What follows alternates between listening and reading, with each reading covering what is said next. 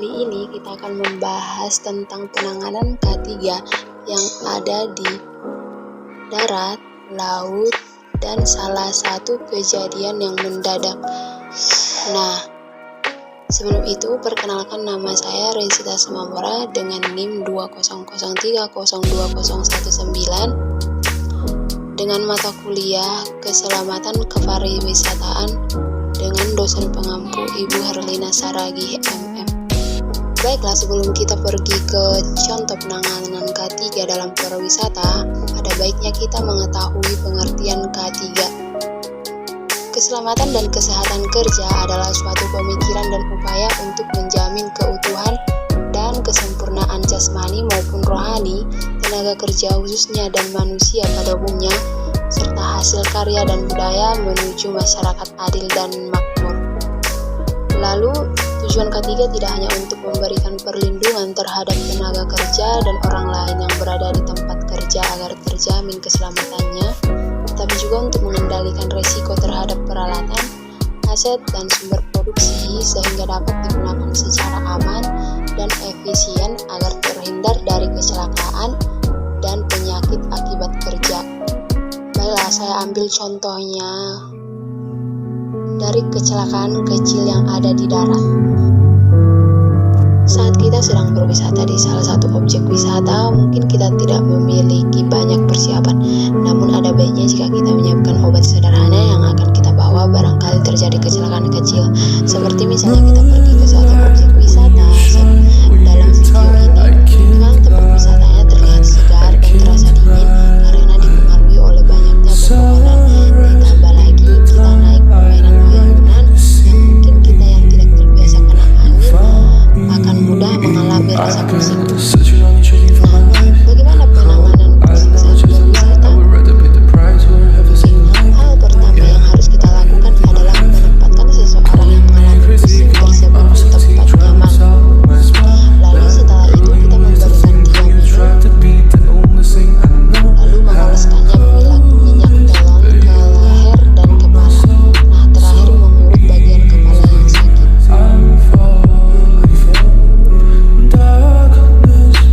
Kita akan membahas tentang penanganan K3 di laut. Nah, saat kita berenang adalah olahraga yang menyenangkan, bukan? Olahraga satu ini juga sering dianjurkan oleh para ahli untuk mengatasi berbagai masalah kesehatan, seperti memperbaiki tubuh, atau mungkin kehamilan ataupun terapi pasca cedera. Akan tetapi sebagai orang justru sering mengalami sakit kepala setelah berenang, bahkan sampai ternyata ada beberapa alasan yang bisa menjadi pemicunya loh. Apa saja penyebab sering terjadi sakit kepala? Nah, ini dia. Mungkin yang pertama, cuaca panas. Berenang saat cuaca panas memang membuat tubuh terasa segar. Namun dalam video ini cuacanya sangat terlihat dingin karena angin yang sangat kencang. Lalu bagaimana cara kita untuk mengatasinya? Yang pertama, cari tahu dulu apa pemicu sakit kepala sehingga mengalami rasa mual atau tiba-tiba pingsan. Nah, di dalam video ini penyebab dari pingsan tersebut adalah kebanyakan minum air laut dan tidak terbiasa di daerah yang dingin sehingga menyebabkan masuk angin. Lalu bagaimana cara mengatasinya? Pertama, gesek telapak kaki agar hangat, lalu memberikannya minyak panas yang berfungsi untuk menghangatkan badan, lalu mengurut kepala dengan ringan atau menampar ringan daerah kepala atau pipi agar korban menyadar diri. Nah, setelah korban sadar diri, maka ringan daerah badan agar kembali pulih dan normal. Lalu setelahnya kita berikan dia air hangat. Baiklah, kita akan membahas tentang penanganan K3 jika terjadi kecelakaan yang tiba-tiba muncul. Seperti yang kita ambil contohnya tenggelam. Tenggelam adalah gangguan pada sistem pernapasan akibat tubuh terendam sebagian atau seluruhnya di dalam air. Kondisi ini dapat mengakibatkan kematian, terutama jika terjadi pada bayi dan anak-anak. Apakah kalian tahu penyebab tenggelam? Penyebab tenggelamnya yaitu tidak bisa berenang, mengalami serangan panik saat berada di dalam air, terjatuh atau terpeleset ke dalam tempat penampungan air yang sangat dalam, lalu atau menderita penyakit yang kambuh ketika berada di dalam air, mengalami cedera akibat melompat ke dalam air, menjadi korban bencana alam, atau ada juga melakukan tindakan bunuh diri. Lalu apa faktor risiko tenggelam?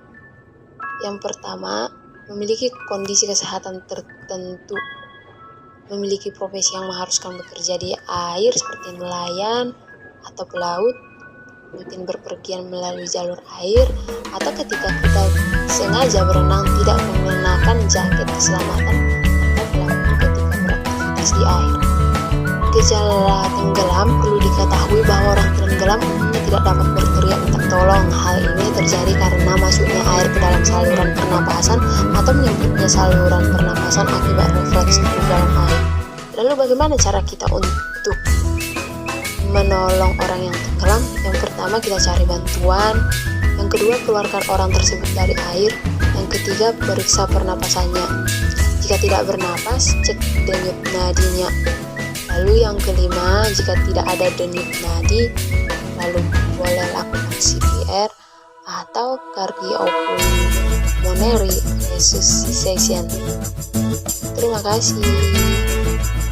Nah, demikian beberapa penanganan contoh kecelakaan kecil yang ada di darat, di laut, dan kecelakaan yang mungkin tiba-tiba terjadi. Semoga kita dihindarkan dari beberapa kecelakaan tersebut, teman-teman. Perhatikan setiap keselamatan di dalam objek pariwisata maupun dimanapun kita berada. Terima kasih sekali lagi saya ucapkan.